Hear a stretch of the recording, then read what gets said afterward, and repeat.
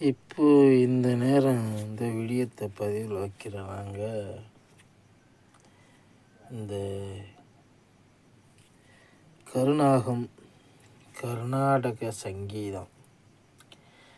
அப்போது இந்த உலகம் பூக்கோளம் நெருப்பாக மாறின உடனே கர்நாடகா மாநிலம்தான் முதல்ல உருவாச்சா இந்த அண்ட பிரளயத்தில்?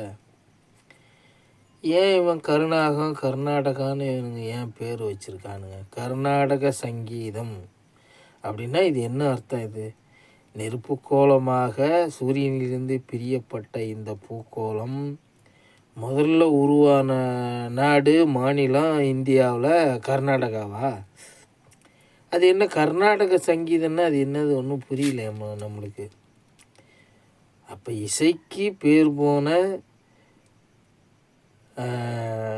இந்த தமிழ்நாடு ஆன்மீகம் பேரே இல்லையா?